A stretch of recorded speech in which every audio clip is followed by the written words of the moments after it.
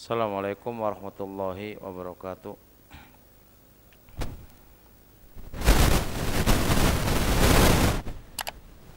Innal hamdalillah hamdan katsiran thayyiban mubarakan fihi kama yuhibbu rabbuna wa yarda. Asyhadu an la ilaha illallah wahdahu la syarikalah wa asyhadu anna Muhammadan abduhu wa rasuluhu la nabiyya ba'dah.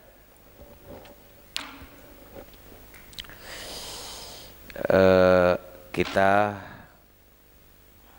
memuji kepada Allah Subhanahu wa taala atas limpahan rahmatnya yang Allah berikan kepada kita sehingga kita bisa hadir di majelis ilmu, majelis yang akan mendapatkan ketenangan hati, ketenteraman hati, majelis para malaikat, majelis yang Rasul alaihi salatu wassalam menamainya majelis Riyadhul Jannah, tamannya surga. Semoga Allah Subhanahu wa taala selalu memberikan taufik kepada kita untuk bisa hadir di majelis-majelis ilmu. Tema yang kita mau bahas adalah kaidah-kaidah kebahagiaan rumah tangga. Perlu difahami, rumah tangga itu akan bahagia kalau kita sesuai dengan resep yang Allah telah berikan. Wa'tul buyuta min abwabiha, datangilah rumah itu melalui pintunya. Jadi kalau kita mendatangi rumah tidak melalui pintu, itu berarti apa? Nggak akan bisa masuk. Masuk pun salah-salah gitu kan. Nah, kita mendatangi pintu rumah tangga supaya rumah tangga itu harmonis, tentram, bahagia, itu juga harus melalui pintu-pintunya. Yang bikin pintu adalah Allah dan Rasulnya, yang para ulama mengkonsep dari Allah dan Rasulnya gimana caranya keluarga itu bisa bahagia. Keluarga bahagia tidak mengenal hanya baru, lama pun juga butuh kebahagiaan. Kebahagiaan tidak hanya dikenal oleh para muda, orang tua pun juga ingin kehidupan rumah tangganya bahagia. Kita masuk kaidah keberapa kemarin, Pak? Sekarang mau 22. 21 apa, Pak? Ketika tadi salah paham, kita berbincang gitu ya. Diselesaikan dengan perbincangan, diskusi. Ayo.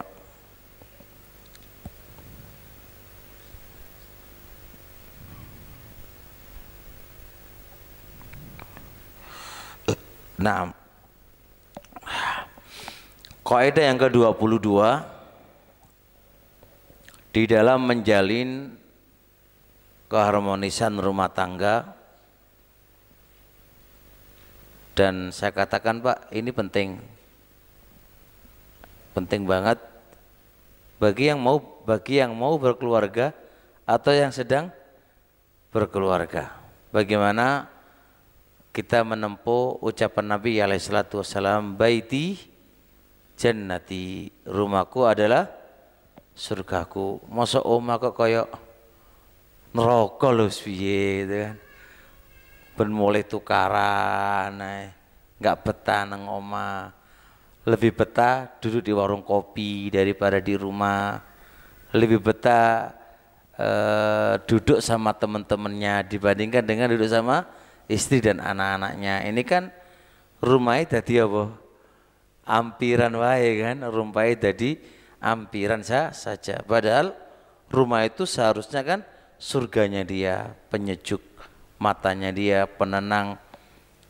Justru kalau ada masalah, kalau ke rumah jadi tenang, bukan di luar masalah, di dalam masalah. Panas Pak, stres mari ngono. Ketika stres apa pelampiasannya?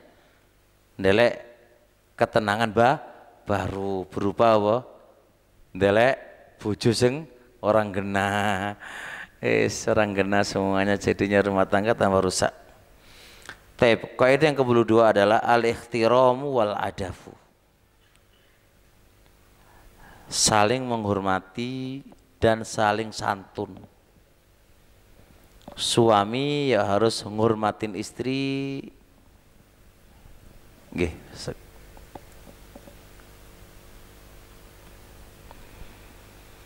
Istri juga harus menghormatin suami. Harus saling menghormatin, Pak. Saling santun. Istri ya santun, suami ya santun. Kenapa ini saya katakan kaidah ketentraman rumah tangga, Pak? Sebab ini kalau kita jalankan maka akan membawa yang namanya mahabbah wal wud, cinta. Sedangkan bangunan rumah tangga itu harus dasari cinta. Kalau suami wis ora seneng, nggak punya rasa cinta sama istrinya, wis Pak, buyar. Begitu pula istri kalau nggak seneng sama suaminya juga akan buyar. Maka bangunan tertinggi dalam membentuk rumah tangga harmonis itu adalah cinta. Nabi carane bisa cinta. Nah, carane iso cinta piye? Saling menghormati, saling sopan satu terhadap yang lainnya. Sebab kalau kita menghormatin istri, istri pasti akan salut dan hormat kepada kita. Kalau kita santun kepada istri, istri akan santun kepada kita. Yang memulai Pak harus suami. Ojo nunggu ora hormat nang aku kok. Nah, kate nunggu ngono iku ya ora bakal ketemu. Suami ku pemimpin. Anda itu pemimpin iku ngayomi. Pemimpin iku ngayomi. Bicarane iso ngayomi istrimu dan anak-anakmu. Bagaimana caranya istri kamu itu nyaman dengan kamu? Anda jangan boleh egois. Dia harus hormat sama aku dulu. Kalau kita nuntut kaya ngono iku, ya ora bakal mari perkarane. Berarti kita harus saling mengerti siapa sih yang menjadi pemimpin sebenarnya. Siapa sih yang menjadi pengayom sebenarnya, istri ataukah suami? Nah, kalau yang menjadi pengayom itu adalah suami, ya Anda yang mendahuluinya. Nah, teman-teman semuanya, kalau sudah terjadi saling menghormati, saling santun, maka yang terwujud adalah mawaddah warahmah, rasa cinta. Kalau sudah ada rasa cinta, maka terwujud rasa kasih sayang. Jadi sebenarnya kasih sayang itu Pak munculnya karena cinta dulu. Makanya di dalam ayat kan mawaddah warahmah. Kenapa kok mawaddah dulu, cinta dulu baru rahmah? Karena rahmah itu kasih sayang itu muncul kalau ada cinta terlebih dahulu. Cinta mari ngono ada kasih sayang. Nah, berarti seorang istri harus memaksimalkan piye carane aku iso cinta, maka berusahalah anti piye carane suamiku iso cinta neng aku.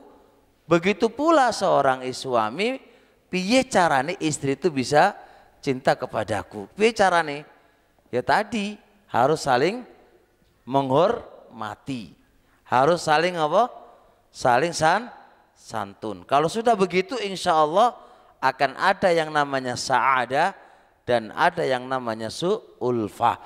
Ada yang namanya kebahagiaan di titik terakhir dan ada yang namanya kenyamanan di titik terakhir. Jamaah yang dirahmati Allah, seorang suami kalau dia tidak menghormati istrinya, maka suami tadi akan menjadi baghidhan, orang yang dibenci oleh istri. Seorang istri begitu pula, kalau dia tidak menghormati suaminya, maka dia akan menjadi baghidhan, orang yang dibenci. Begitu pula seorang suami yang dia tidak santun kepada istrinya, maka dia tidak akan terhormati. Begitu pula sebaliknya. Oleh karenanya Ibnu Qayyim rahimallahu taala berkata dalam kitab Madarijus Salikin, dalam kitab Madarijus Salikin, belum mengatakan apa? Adabul mar'i, santunnya seseorang, sopannya seseorang, adabnya seseorang, unwanu sa'adatihi wa falahihi, tanda kebahagiaan dia dan tanda keberuntungan dia. Begitu pula sebaliknya, wa qillatu adabihi unwanu syaqawatihi, dia kurang santun itu adalah tanda kesengsaraannya dia. Jangan lihat, orang yang pingin bahagia, orang yang pingin beruntung, dia harus sopan, santun, beradab. Orang yang pingin celaka, maka berarti dia kurang beradab. Jenengan contohkan, jenengan sekarang lagi pailit, gak punya uang, terus jenengan ngelamar kerja. Dengan kita gak beradab sama orang, siapa yang bisa menerima Anda sebagai pekerjanya? Gak bakal. Dan orang tidak akan memberikan kasih sayangnya kepada ente, gak bakal, karena engkau tidak beradab sama orang. Tapi ketika engkau itu beradab sama orang, santun sama orang, tentunya orang terketuk untuk membantunya. Itulah makna unwanu sa'adatihi, tanda kebahagiaan dia, tanda kesuksesan dia kalau dia itu santun. Berarti ini antum pakai dalam berkeluarga. Suami kalau dia santun dan baik hati, budi pekertinya diterapkan, maka dia akan memperoleh sebuah kebahagiaan dan keberuntungan. Begitu pula seorang suami, kalau dia jelek akhlaknya kepada istrinya, gak santun kepada istrinya, maka dia tidak akan bahagia, dia akan sengsara. Hidupnya akan penuh dengan pertengkaran antara suami istri. Pun difahami nggih? Jelas? Nah, bahkan ulama mengatakan asas persahabatan itu akan kuat dengan sopan santun. Dan letaknya persahabatan itu terletak karena kita tidak santun. Nggih mboten? Sahabat jenengan Pak, persahabatan antara teman dengan teman itu akan langgeng kalau kita selalu santun, menghormati dan santun.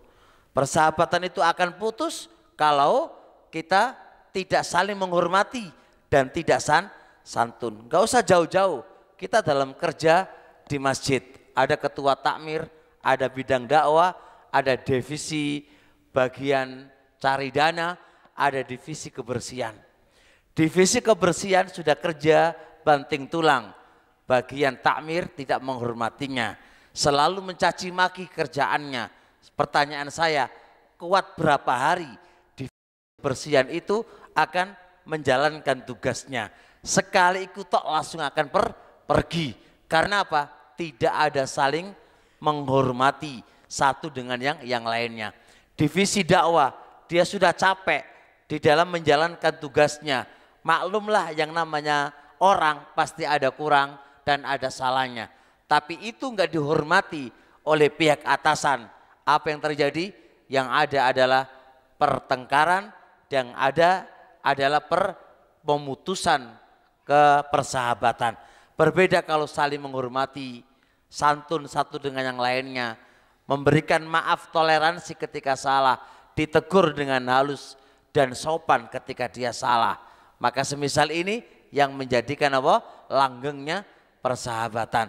Kalau antum paham ini sama saja antara suami istri. Kalau antum terapkan akhlak yang jelek, antum terapkan budi pekerti yang enggak baik, antum selalu menyalahkan istri dan istri tidak punya benar sama sekali. Antum selalu putus argumentasinya. Selalu antum patahkan, kamu tuh siapa? Kamu tuh siapa? Enggak akan lama Pak hidup dalam berkeluarga yang demikian ini. Sedangkan faham insyaallah, wahai suami, hiasi diri kamu dengan saling menghormati kepada orang lain. Hormatin orang lain, hiasi dirimu dengan akhlak dan budi pekerti yang mulia. Begitu juga istri, begitu pula istri. 6.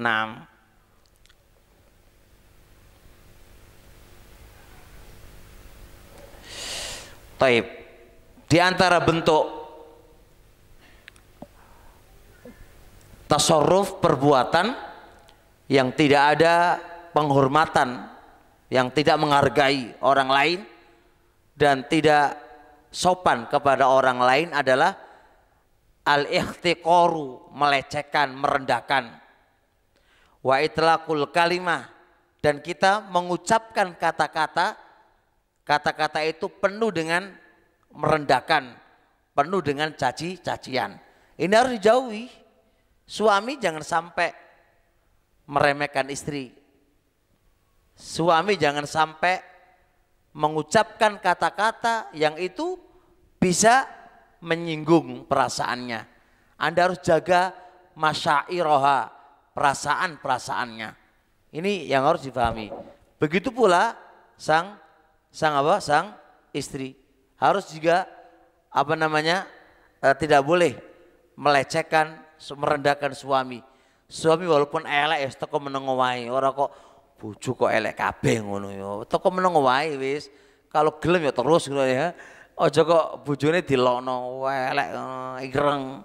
Oh iya, gimana enggak ireng dia selalu kerja di luar ya kan. Yang dulu ganteng saiki jadi sodok elek. Ya piye terusan namanya mergawi kan. Ya toh. Perubahan jelas menjadi perubahan. Ya tetap seorang istri harus memuliakannya dan menggunakan kata-kata yang tidak menyinggungnya. Itu harus ya kawan. Misal contoh nih, Anda selesai pulang kerja, rumah masih berantakan. Kata yang bagus yang diucapkan oleh suami apa? Hah? Ya coba, apa datang marah-marah, iki istri ngapain wae dari tadi? Turu wae, HP antok wae. Itu ucapan yang nggak pantas diucapkan oleh seorang suami. Ya pasti dia tersinggung kan, gitu loh. Terus gimana caranya? Ya antum datang toko menengo wae. Kalau kotor, nah disapu sendiri gitu kan selesai. Setelah sapu, Anda baru kerja, nyapu, terus ya biasa aja. Nah di waktu nyaman dan enak, antum nanya kenapa tadi kok bersih ya? Atau kamu sakit atau piye? Sakit ya, ayo saya antar ke rumah sakit. Kan enak Pak, omongan yang nyaman. Pasti dia akan cerita, iya tadi saya belum sempat begini kan enak sudah ketemu. Tapi kalau suami tidak profesional menjadi suami kan Pak ya, langsung marah, ya sudah. Yang terjadi istri langsung bantah. Gimana bantahnya? Kamu lo gak tahu saya itu gini. Maksudnya perdebatan yang terjadi kan. Padahal awalnya ringan. Apa ringannya? Ya udah masalah kotor rumah. Ringan kan itu Pak. Tapi yang terjadi apa?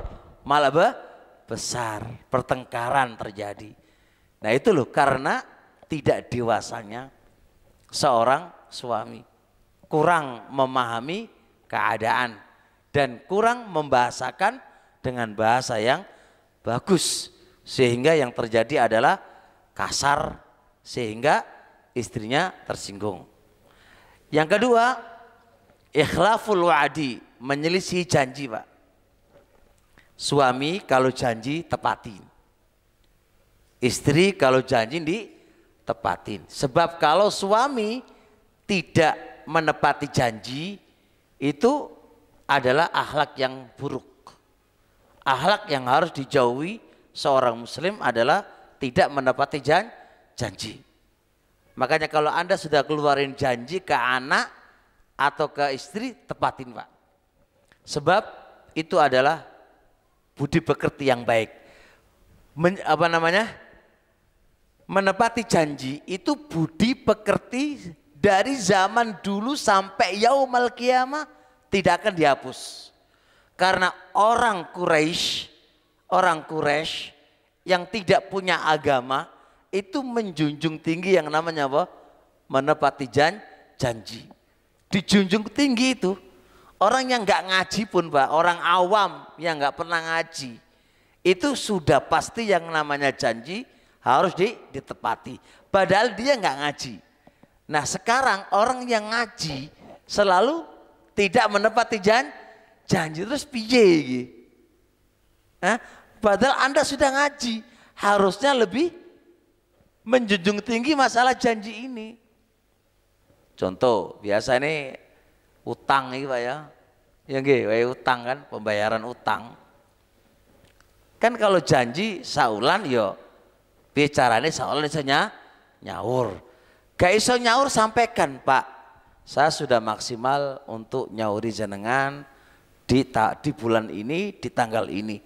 Tapi qadarullah masyafa'al, Allah takdirkan belum dapat, sampaikan. Jadi Anda tidak bohong, memang Anda berusaha mengumpulkan 1 bulan untuk nyaur utang. Orang kok berutang nyelingkir kemana-mana, ketemu orangnya malah melaju, takut ditagih, gak pernah ngubungin, pas utang itu ngubungi terus wae kan, pas oleh duit mari ngono apa? Nah, iki ora tepak lah ini. Jangan kita orang yang ngaji kayak gini keadaannya. Buruk banget akhlak yang kayak gini ini. Akhlak yang kayak gini ini. Taib. Terusnya yang ketiga,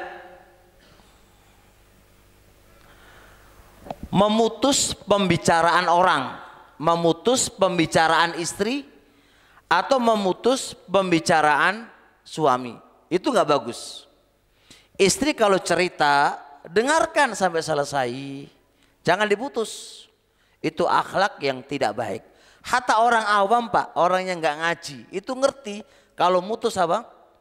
Pembicara itu nggak boleh. Sedangkan sebuah cerita, ada seorang pembesar Quraisy. Dia mendatangi Rasul alaihi salatu wassalam dengan membawa tawaran yang akan diajukan oleh Nabi. Berarti kan ini antara Nabi dengan orang Quraisy. Bayangkan, Pak, antara Nabi dengan orang Quraisy. Tawaran yang pertama, wahai Muhammad, jikalau Anda pengen menjadi orang terkenal, saya akan angkat engkau menjadi orang yang terkenal. Jikalau Anda pengen menjadi orang yang kaya, saya akan kumpulkan semua harta kami dan kuberikan kepada kamu. Jikalau kamu itu pengen menjadi pemimpin, saya angkat kau menjadi pemimpin kami. Dan saya tidak akan memutuskan perkara kecuali kepada kamu. Dari tawaran 1, 2, 3, 4 Rasulullah hanya mendengar. Dan itu adab. Ketika selesai dia nawarkan, Rasul bilang, sekarang gantian saya akan bicara. Maka dia membacakan ayat Allah Subhanahu wa taala, dibacakan. Didengarkan, Pak, enggak dibantah. Urusan nerima enggak nerima nanti. Tapi adab yang harus kita pakai adalah dengarkan sampai dia selesai berbicara. Jangan diputus. Kita nggak punya sifat ini Pak terkadang. Istri cerita gini-gini diputus. Udah diam kamu. Gitu kan? Diam kamu, gitu kan? Suruh diam. Begitu pula suami sebelum selesai cerita, istri sudah putus. Ini nggak baik. Dengarkan sampai selesai. Maunya apa? Dan istri ketika didengarkan maunya apa, senang Pak. Senang. Walaupun telinga kita kadang-kadang apa? Panas mendengarkannya Pak ya. Wis itu diringekno wae lah, diringekno karepe apa, kan diringekno wae. Jangan diputus. Kenapa? Karena kalau diputus justru ini membawa kebencian. Kita kaidahnya apa? Piye carane iso menyambung, piye carane iso seneng kan? Piye carane Anda jalbul mahabbah, menarik rasa cinta itu piye carane? Ya dengerin. Mau cerita saya tadi nyuci capek gini dengerin. Kita kadang-kadang dengerin apa? Belum apa-apa sudah gini Pak. Yo mesin cuci ini rusak kan, atau kulkas rusak langsung marah-marah. Kamu ngapain? Apa kulkas kamu rusakin? Gak ngerti dia duit larang apa melarat toh. Nah, guru ngomong-ngomong wis ditabrak kayak ngono kan. Istri ya mangkal. Sopo sing ngrusakno, aku ora rusak. Ya wis, jadi tukaran. Nah, salah iki lho, Pak. Salahnya kita tidak saling menghormatin. Kita tidak santun, nggak punya adab. Gitu loh. Ini karena istri kenapa sih benci sama kita? Kadang-kadang itu, Pak. Kita kurang adab. Dan kadang-kadang suami benci sama istrinya karena juga kurang adab. Terusnya yang keempat, al-mizahu ats-tsaqilu wal mizahu fi ghairi waqti. Gurau yang keterlaluan atau gurau tidak tepat pada waktunya. Anda sebagai suami harus tahu gurau sama istri itu pas lagi apa. Makanya terkadang kita lagi gurau, dia malah marah-marah tersinggung, Pak. Ya kan, tersinggung. Contoh, jenengan guru pengen poligami. Contoh kan, pengen poligami. Istri lagi sensitif nih, lagi stres, lagi marah, lagi sebel sama kamu. Kamu jenengan nggak pengen sungguhan, kayak guru aja. Umi, ada akhwat mau apa? Mau nawarin aku, boleh nggak? Jenengan guyon, guru, tapi nggak pas. Tambah ambil pisau, tak suduk awakmu, wis mangkel karo awakmu, wis kesel karo awakmu, kamu bikin goro-goro pisan gitu kan. Nah, jenengan tidak pas dalam bergurau atau bergurau yang keterlaluan sehingga menyebabkan ketersinggungan dia. Kan terkadang suami kan pingin gurau toh sama istrinya. Tapi guru yang keterlaluan. Guru bagus Pak, sama istri bagus. Nabi juga guru sama Aisyah. Lomba lari. Terus Rasul itu guyoni Aisyah begini. Aku tahu kalau Aisyah lagi muring-muring itu. Coba cari Aisyah, coba tahunya gimana katanya. Aisyah kalau lagi muring-muring itu sumpahnya bukan pakai Muhammad wa Rabbi Ibrahim. Robnya demi Robnya Ibrahim, itu berarti muring-muring nang aku. Tapi kalau wallahi wa Rabbi Muhammadin, demi Robnya Muhammad, itu gak muring-muring, diguyoni sama Nabi. Dan kalau kita lihat apa gurunya Nabi dengan Aisyah dan istrinya banyak banget. Dan itulah Nabi alaihissalam nanya kepada Jabir bin Abdullah. Ketika datang Jabir kepada Nabi, terus Nabi nanya, halla bikron, kenapa awakmu nggak nikah gadis? Kok ndelek janda gitu kan? Apa kata Nabi? Tula ibuha wa tula ibuka. Kamu bisa bermain-main dengan dia, dia juga bisa bermain-main sama kamu. Rasul menyebutkan Pak gurau Pak. Kamu bisa gurau sama dia, dia juga bisa gurau sama kamu. Rasul menyebutkan nikah dengan gadis iku iso gurau, nyantai gitu loh Pak. Jadi Rasul menyebutkan titik poinnya dalam rumah tangga itu ojo semanteng wae. Ini ada isyarat. Kenapa Nabi bilang kamu kalau nikah gadis, kamu bisa gurau sama dia, bermain sama dia, dan dia juga bisa bermain sama kamu. Tudhahikuha, kau bisa bikin dia ketawa, dia juga bisa bikin kamu tertawa. Jadi suamiku bicarane bojo sampean ki iso guyu piye carane. Aja kok metenteng meneng ae. Ya meneh-meneh anu Pak, apa jenis sakit cenu Pak? Apa jenis udunan ya. Soalnya gak iso diawain, dikeluarkan dengan nyantai gitu loh. Aja kok semanteng ae ngono lho. Ya Mas, seneng kok semanteng Mas enggak dah? Guru Mas guru, cepet tua loh, kali kelihatan tua lu kurang guru barangkali ya. Kurang guyonan, jadi makanya sodok tua gitu Pak ya. Itu termasuk salah satu cara bagaimana caranya bisa menarik cinta. Tapi ojo lali, ojo terlalu, dan cari pas pada waktunya. Kalau jenengan gurau tidak pada waktunya dan nggak pas, iso berantem, itu bisa berantem. Makanya suami harus tahu, istri juga harus tahu. Istri suami lagi di mana? Di luar punya masalah banyak. Ketika keluar mecutu koyo manuk gitu Pak. Istri bilang datang manuk ke kami gitu kan. Weh tambah marah-marah. Kamu bilang ke saya gimana gitu kan? Weh ngamuk. Padahal karpe bojoku guyoni, dia nggak tahu kalau dia lagi stres kan Pak. Dia lagi stres urusannya, disamakan dengan manuk gitu kan. Yo ngamuk lah. Jadi barakallahu fikum harus diperhatikan. Terusnya di antara akhlak yang tidak baik yang dijalankan dalam keluarga atau orang lain adalah adamul basyasyati wal ibtisamati lahu. Tidak ada kata senyum. Ora tahu guyu, mengsem, ora tahu senyum. Wajah-wajah apa? Cemberut, masem, kayak kurang asem ngono Pak ya. Ini juga nggak akhlak, ini orang nggak berakhlak Pak. Jadi kalau takmir masjid yang jemberut ketemu karo anak buah kudu ngamuk wae.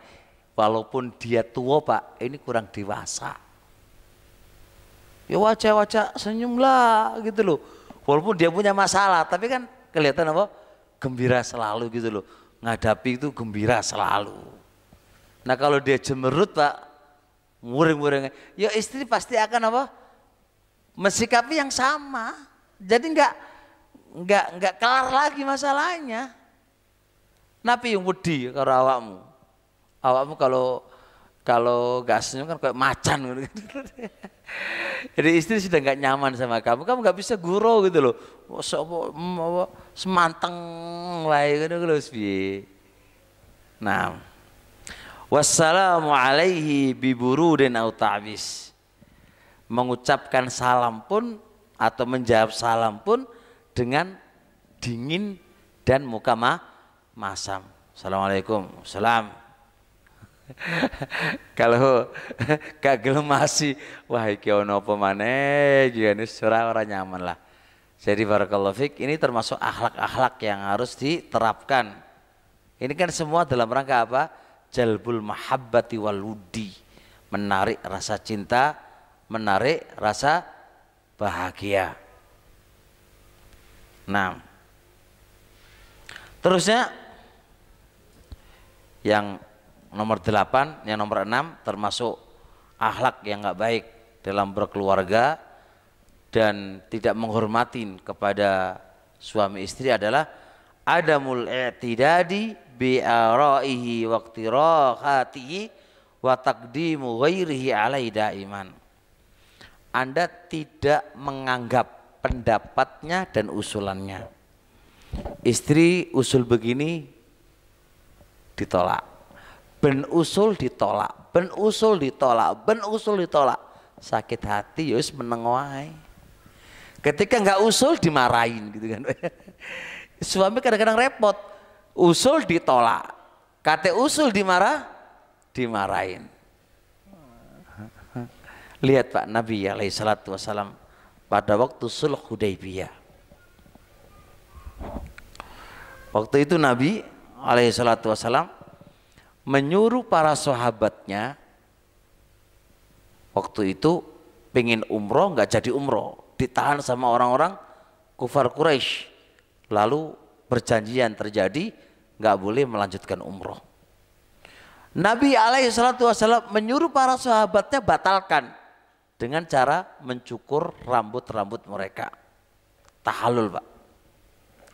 Para sahabat tidak ada yang melakukan perintahnya Nabi, karena para sahabat berharap akan ada hukum kembali, maksudnya dicabut hukum itu dan ada hukum baru, yaitu suruh melanjutkan umrohnya. Itu harapannya sahabat, bukan para sahabat menentang Nabi, bukan, tapi dia berharap akan ada hukum baru.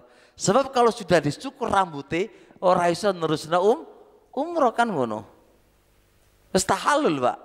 Itu harapannya para sahabat. Nabi muring-muring Pak, kesel karo sahabat. Dikongkon kok gak gelem melakukan iki piye sahabat-sahabat. Masuk ke Ummu Salamah. Ummu Salamah ngasih usul, wahai Rasulullah. Gini, saya ngasih usul. Anda cukur rambut jenengan lebih dahulu. Para sahabat pasti mengikuti jenengan. Iya, Nabi keluar, fada'a, lalu dia memanggil tukang cukur, lalu Nabi mencukur rambutnya, maka para sahabat langsung rebutan Mbak untuk mencukur rambutnya. Usulan Ummu Salamah diterima oleh Nabi. Dalil terkadang wanita itu usulannya tepat, yang itu lepas dari suaminya. Tapi masalahnya suami nggak menganggapnya gitu loh. Setiap kali usul berpendapat ditolak, wis koyok salah, tapi gak usul dimarahin. Susah Pak jadi istri kayak gini ini. Suami ini piye gitu kan. Masya Allah. Nah. Dan lebih nggak seneng lagi kalau pendapatnya sudah ditolak, dia ambil pendapat orang lain. Begitu pula ini suami Pak. Suami usul ke istrinya, begini-begini, ditolak. Terus dia ngambil usulannya bapaknya. Muring-muring nggak suami? Muring-muring Pak. Karena apa? Istri miliknya suami, kok malah milih pendapatnya siapa? Orang tuanya kan gitu Pak. Nah ini bicarane lah, bicarane. Nah, wanita yang bijak itu berpikir, aku nerima pendapatnya abiku apa suamiku? Bicarane lah. Kalau nolak pendapatnya suamiku, gegeran karo suamiku kan gitu kan. Nah jenengan yang bijak gimana cara mensikapi yang demikian ini. Orang cerdas itu Pak, orang bijak itu selalu berpikir anak gini ini apa yang terjadi. Enggak gegabah, enggak kesusu Pak. Orang kelihatan akalnya itu sempurna selalu berpikir. Tapi pikir ojo lambat-lambat, itu juga lemot jenenge. Jadi aja berpikir tapi cepet gitu loh. Aku harus bagaimana gitu loh. Kalau begini harus begini gitu. Jadi jangan terlalu tergesa-gesa, itu juga nggak baik. Lemot juga tidak baik. Segala sesuatu dihitung Pak. Ini menyebabkan apa? Ini bagaimana? Kalau ini bagaimana begitu.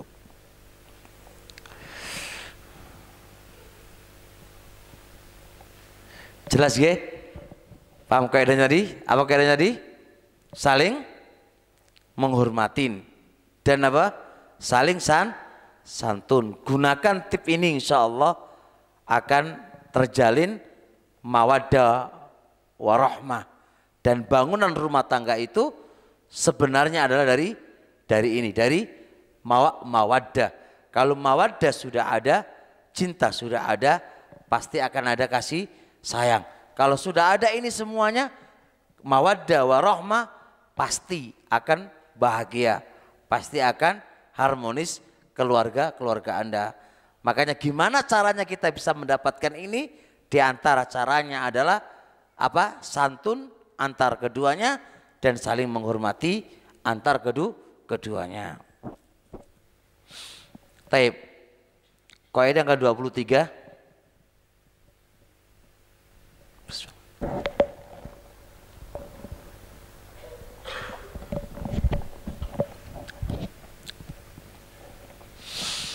Kaidah yang ke-23 adalah at-takallumu bil kalamil layyinir rafiqi. Hendaknya suami istri kalau bicaranya lembut dan santun. Fokus di bicaranya, Pak. Kalau tadi fokus tadi semua budi pekerti. Sekarang fokusnya di ucapan.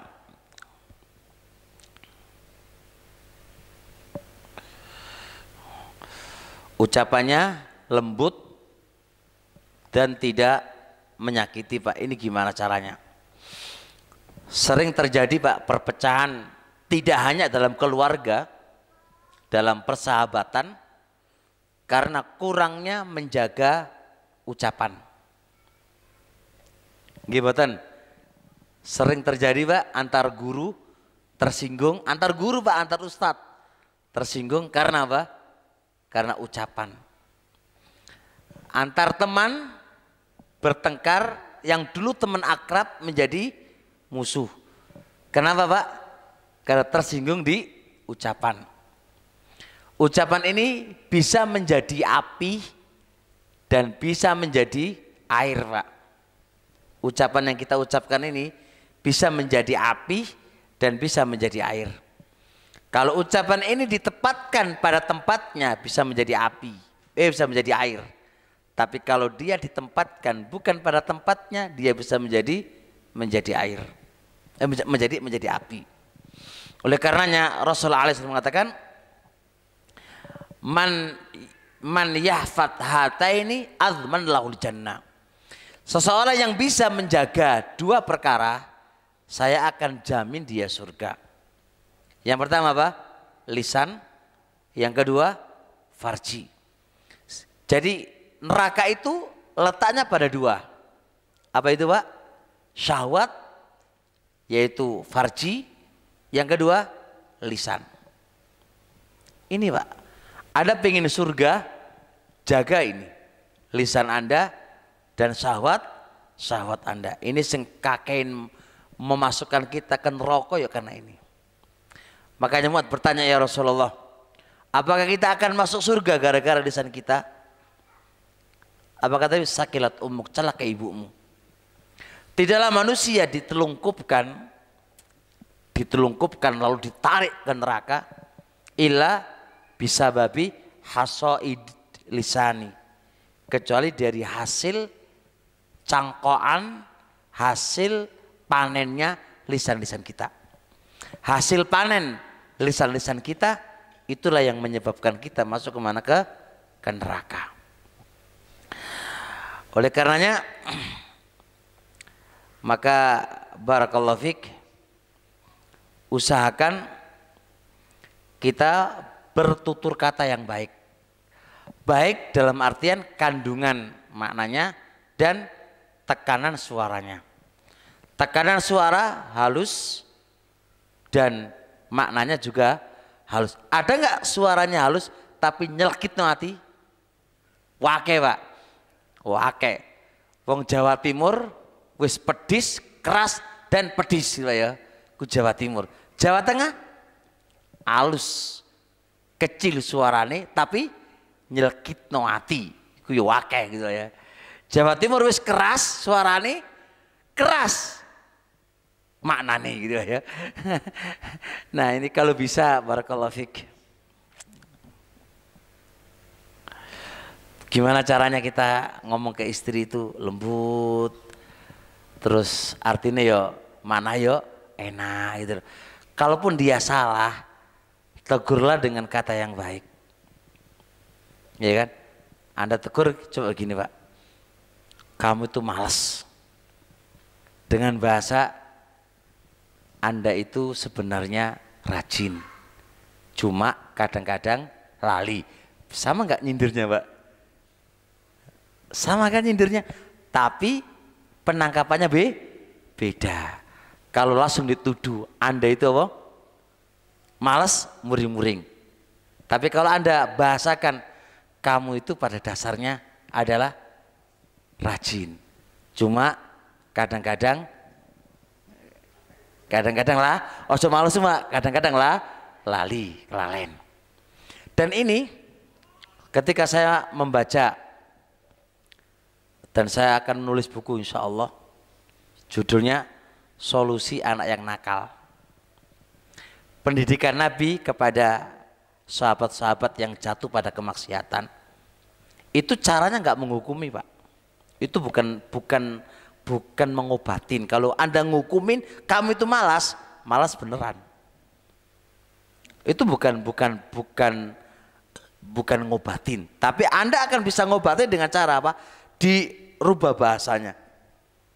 Anda itu adalah orang rajin, tapi terkadang malas.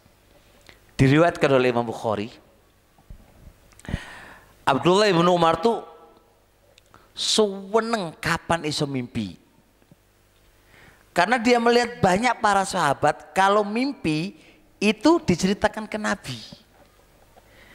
Ibnu Umar tuh pengen kapan aku mimpi yo gitu kan. Suatu ketika Pak, dia mimpi di masjid, tidur di masjid. Ada dua orang membawa dia ke neraka.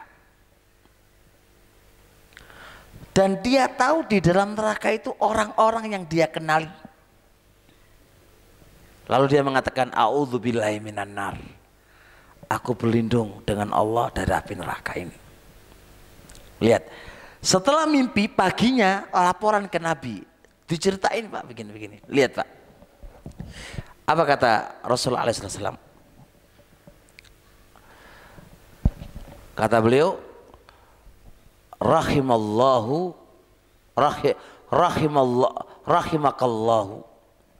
Allah itu selalu merahmati Anda.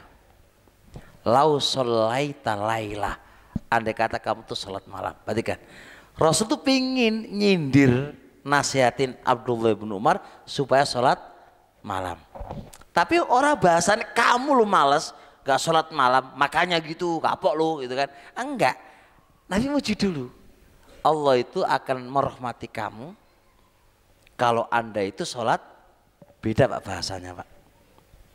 Ada sahabat lagi datang ke Rasulullah SAW. Datang itu dia punya dua kesalahan. Kesalahan pertama, kainnya di bawah mata kaki. Kesalahan kedua, rambutnya itu melebihi rambutnya Nabi Pak. Melebihi di atas pundaknya, panjang banget. Datang Pak. Kalau kita kan, ayo metu, nasihat itu. Orang ngono Pak Nabi cara nasihatnya. Apa kata Rasulullah? Allah ikut cinta sama awakmu. Andai kata engkau meninggal dua perkara. Bayangkan Pak, Allah cinta sama kamu. Andai kata engkau meninggalkan dua perkara. Langsung Pak, tersentak dia. Aduh, Allah cinta sama aku. Kalau aku meninggalkan dua perkara. Apa ya Rasulullah? Dua perkara itu apa Rasulullah? Loh, antusias Pak. Nabi ceritakan, nih dan ini. Langsung Pak keluar. Langsung keluar dipotong sarungnya dan rambutnya langsung dipotong. Itu pendidikan dan itu pengobatan Pak. Dan insya Allah doain saya lagi nggarap solusi anak yang nakal sesuai Quran wa sunnah cara pengobatannya tadi. Kita terkadang anak itu nakal, itu podo karo anak itu wis kena penyakit. Anda salah resep, tambah parah. Podo karo sampean loro, Pak, loro weteng, datang ke dokter. Dokter ibu pisan, salah resep, tambah loro, Pak. Ya kan? Dikai obat tambah menghancurkan ginjalmu. Sama aja anak kita lagi sakit, nakal kan sakit, Pak. Orang tuanya salah ngobatin tambah sakit. Begitu pula istri. Istri mau salah, Pak. Iya, memang dia nggak masak. Memang dia begitu. Tapi kita salah ngobatin dia. Dengan kata yang kasar, tendangan, pukulan, dicelatu, dicaci maki. Itu bukan pengobatan itu, Pak. Ngentein, nang mati sekalian ngono, Pak. Bahasa yang Anda keluarkan itu sama aja membunuh dia, bunuh psikis dia, bunuh masa depan dia. Sama aja Anda ketika punya anak nakal, wes nakal pisan, gak usah mulai, gak usah mbadok, gak usah opo, Surabaya, Pak. Itu adalah sama aja membunuh anak. Tapi orang tua nggak sadar kalau itu dia membunuhnya. Makanya orang tua, Anda punya tugas. Pendidikan istri jenengan gimana? Pendidikan anak jenengan itu gimana? Tugas orang tua, Pak. Makanya nikah gampang. Yang susah mendidiknya. Nikah 1, nikah 2, nikah 3, nikah 4 gampang, Pak. Tinggal duitnya ono, wedoane ono, gampang. Tapi setelah nikah itu apa yang Anda lakukan? Tugas berat. Gawe anak ya gampang apa susah? Gampang. Jadi wedoane ono gampang. Yang susah gua apa nih? Pendidikannya kalau dia sudah ada. Ini tugas berat. Ya tadi Masya Allah. Ayo teman-teman semuanya, semarahnya Anda biasakan pakai apa? Bahasa yang santun. Ojo intonasinya tinggi, kemudian tutur katanya, makna juga harus jangan kasar. Ternyata lewat ucapan ini setan banyak mempengaruhi pertengkaran. Setan itu banyak membuat perpecahan, itu banyak melalui dari tutur kata yang tidak baik. Allah mengatakan wa kulli ibadi yaqulul lati hiya ahsan innasyaitana yanza'u bainahum innasyaitana kana lil insani aduwwam mubina. Perhatikan ayat ini, Pak. Renungkan ayat ini. Qul, katakan wahai Muhammad, li ibadi, kepada hamba-hambaku. Apa maqul qaul, apa yang harus diucapkan? Yaqulu allati hiya ahsan, supaya mereka mengucapkan dengan ucapan yang baik. Ucapan yang tidak nyakitin orang. Ucapan yang Allah ridho dan ucapan yang manusia itu ridho. Kenapa begitu? Allah langsung ngasih alasan. Kenapa Allah Subhanahu wa taala menyuruh bertutur kata yang baik, lihat, dan tidak menyinggung perasaan orang lain. Innasyaitana yanza'u bainahum. Syaitan itu membikin perpecahan di antara mereka melalui ucapan yang tidak mengenakkan ini. Dan real nyata, Pak, real nyata. Berapa banyak orang itu berpecah gara-gara ucapan. Istri banyak minta cerai gara-gara ucapan. Suami menceraikan istri gara-gara ucapan. Antar satu pondok keluar dari pondok karena ucapan. Guru dulu akrab, makan bareng-bareng, tidur bareng-bareng, berpisah karena apa? Karena ucapan. Antar kakak dan adik berseteruan gara-gara ucapan. Ucapan luar biasa, Pak. Makanya Allah mengatakan yaqulu billati hiya ahsan, ngomong sing api, bertutur katalah yang baik. Makanya dia mengatakan apa? Falyakul khaira ulias, ngomong sing wapi atau diem. Wis sudahlah. Enak Pak. Makanya obat terbaik itu menang Pak, menang wis. Kalau nggak iso ngomong sing api menang wae enak, menang. Lebih selamat menang. Kita itu kaken ngomong saiti kerjane. Ya ora? Sing ape ku ngomongi saiti kerjane sengakas ngono lho. Kate amal ku ya gak usah ken ngomong, ya sempetin beramal. Cacet ngono lho. Ngomong tok tapi ora duwe amalan. Iku digedingi wong, Pak. Nggih mboten ya. Aja kok ngomong ngene. Jenengan gelem to duwe bos nang nginang ngene wae. Paling ditutuki watu paling bos iki. Bos kowe ngono kan. Suami kan gitu dan itu salah banget, Pak. Anda sebagai orang tua nih. Anaknya salah. Wong tua lah ngomong aja dah. Anak dikandani ora iso. 1 jam lo ngomong.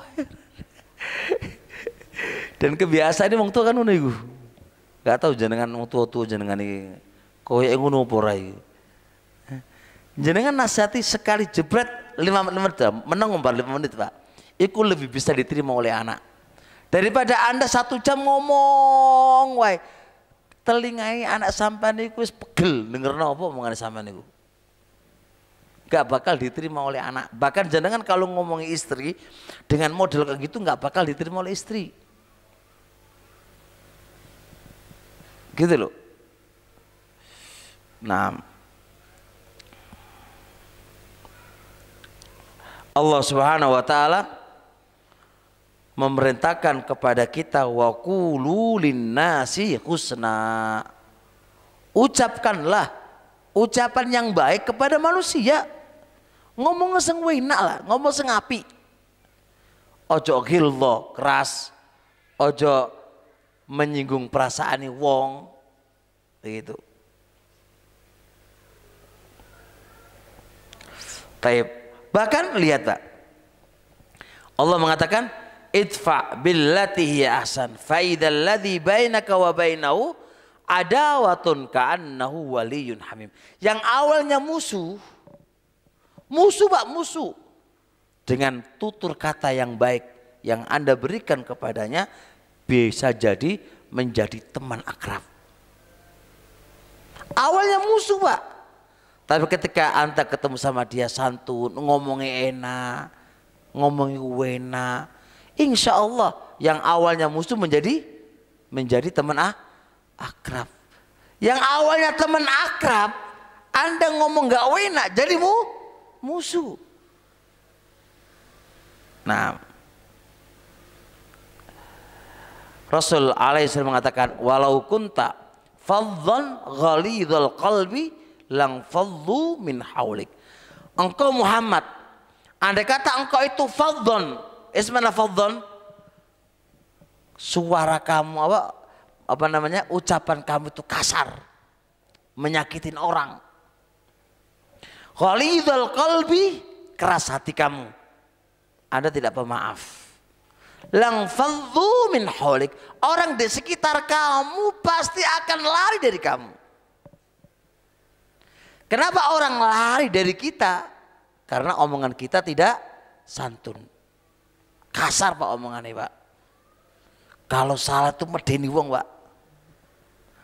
Wis kalau ngomong itu wis anjing, wis apa jenis gendeng, wis omongane Pak. Tikus omongane, ya Allah iki omongan apa iki mer-mer deh. Masyaallah.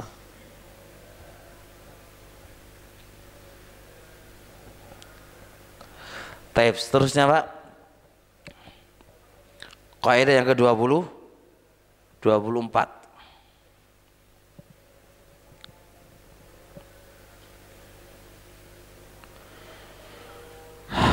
Al-anatu fir raddi wa ittikhadhil qarari. Al-anat itu berhati-hati, tidak tergesa-gesa, firrat dalam membantah, wattikhadhil qarari, dan tidak tergesa-gesa menetapkan sebuah undang-undang, sebuah ketetapan. Jadi gini, dalam rumah tangga Pak, biasa banyak masalah.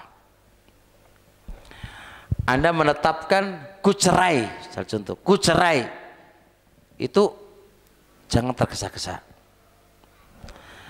Anda menetapkan kamu sekarang pergi ke rumah orang tua kamu, itu ojo tergesa-gesa menetapkan sebuah keputusan.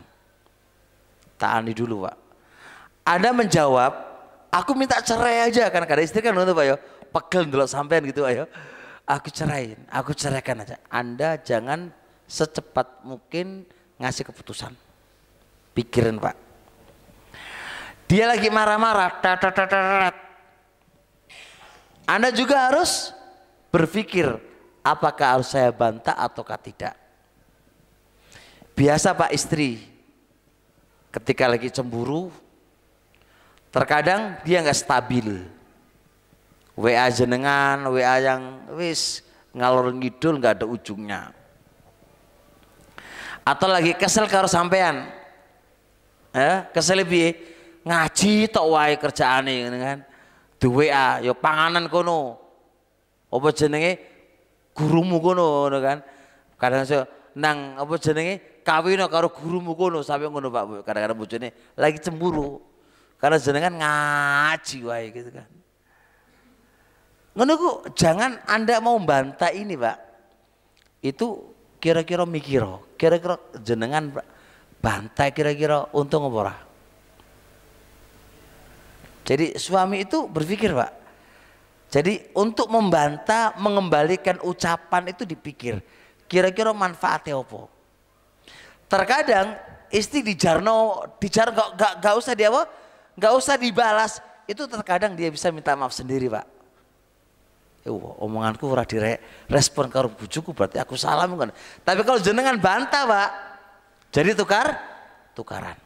Dan lebih bagusnya nggak usah dibantah, lewat aja, karena nggak guna Pak. Bantah wong lagi muring-muring kok ora ono gunane. Jarno ngono wae. Go sate mulai, peluk aja dia, selesai urusannya. Mulai nggak usah diungkit, kamu lapo? Tak tapu iya lambe ngono ya karena ketemu.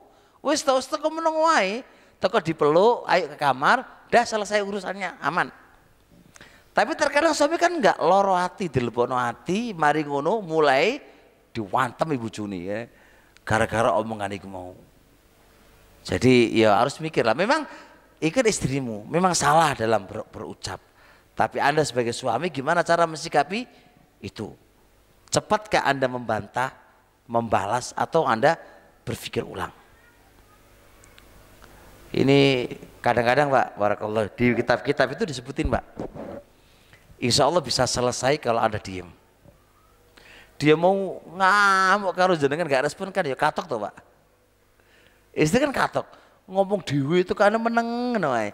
Wes mari, kan wis mari. Wes ya wis ayo no. Wis mari saliman gitu deh, selesai Pak. Wis bodohin wae lah. Suami Gus gawe guyon wae, bodohin wae lah. Wong jenengan dimarahi ya ora krowek wae kok. Senggarai gak betah itu kan hati tuh Pak, sehingga marah kan. Padahal wajah kamu dimarahi ora krowek, itu kira ora, nggak akan berkurang wajah kamu ketika dimarahi istri kamu kan gitu kan. Tapi ketika Anda tanggapin itu dengan serius, yang terjadi adalah pertengkaran. Nah,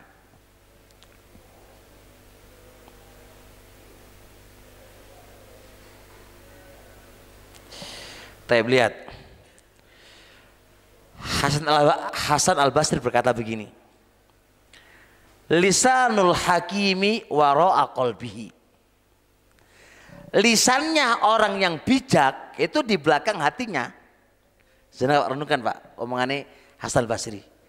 Lisannya orang yang bijak itu di belakang hatinya. Renungkan, lisannya orang yang bijak itu di belakang hatinya. Kenapa? Faida aroda ayyakula, kalau dia pingin ngomong, roja'a ila qalbi, dia kembalikan ke hatinya dulu. Fa in kana lahu qala, jikalau hatinya cocok dan ini bermanfaat, dia akan ucapkan.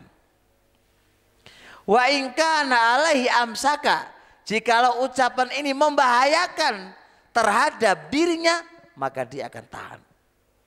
Iku jenenge wong bijak. Iku jenenge wong dewasa, Pak. Mau ngomong itu ora kok asal ngomong, dikembalikan seneng atine. Kalau lisannya itu ada di sini, lisan kita ada di lambe, berarti Anda tidak bijak. Kan mudah ngomong Pak, tanpa mikir ngati sih. Pokoknya seret ngomong wae. Terus tiba-tiba oh iya ternyata ada masalah dari omongan ini. Ya itu kan Anda lisan Anda di lisan. Harus lisan kita itu di hati, Pak. Di belakang hati sana. Jadi mau ngomong itu tak rim sih, tak mikir sih. Kira-kira menguntungkan apa merugikan. Kalau menguntungkan tak ngomong, kalau enggak aku enggak ngomong. Itu namanya lisanul hakim. Nah, wa innal jahila, orang bodoh, qalbuhu fi tarfi lisani. Nah, orang bodoh itu ujung hatinya, orang bodoh hatinya itu di ujung lidahnya. Angger ngomong wae. Orang bodoh itu adalah hatinya di ujung lidahnya. Makna hatinya di ujung lidahnya, kalau ngomong nggak dipikir sih. Iku wong bodoh. La yarji'u ila qalbi, dia tidak kembalikan ke dalam hatinya. Majaro ala lisanihi takallama bi, apa yang berjalan di lisannya langsung ngomong, apa yang nempel di lisannya langsung ngomong tanpa dikembalikan ke dalam hatinya dulu. Iku wong bodoh. Mau nggak kita jadi orang bodoh, Pak? Kita kayaknya banyak orang bodoh ini kita ini ya. Kadang-kadang muring-muring kuwi kalau jangan lihat orang muring-muring Pak cepet ngomongnya tat. Kamu tuh gini nggak mikir blas neng hatimu itu. Jenengan kalau pengen ngerti hati dia tuh di lisan, di ujung lisannya delok ngomong sing muring-muring itu. Wis kadang ngomong kok ora dipikir sih. Nah, oleh karenanya orang yang bijak tidak tergesa-gesa berbicara, nggak tergesa-gesa menjawab. Berapa banyak orang itu menyesal, Pak, setelah dia renungi. Sedangkan ini sudah keluar omongan. Teman menjadi jauh gara-gara tadi hatinya di lisan, di ujung lisannya. Suami minta cerai, istri kadang-kadang kan cepet banget minta cerai, Pak. Wis ceraikan aku. Setelah dicerai, nggak ada yang ngelamar dia. Bahkan yang ngelamar pun lebih jelek daripada suami yang pertama. Akhlak semuanya. Nggak nangis dia, Pak. Makanya kalau minta cerai, hati-hati. Ojo kok angger mengolam bini wae gitu kan. Pikirin sih, dipikir dulu dengan hati yang dalam.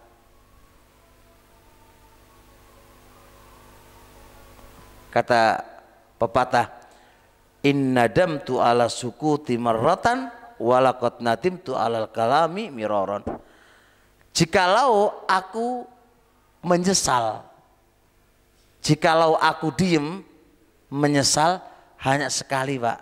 Tapi kalau bicara itu menyesalnya berkali-kali. Paling menyesalnya kenapa aku nggak bicara, paling luput satu itu aja. Tapi ketika Anda bicara, nyeselnya berkali-kali. Ini. Yang luput malah banyak banget, Pak, ketika Anda bicara. Mendingan diem, luputnya hanya satu. Tapi kalau ngomong, luputnya tambah akeh. Taib, cukup insya Allah.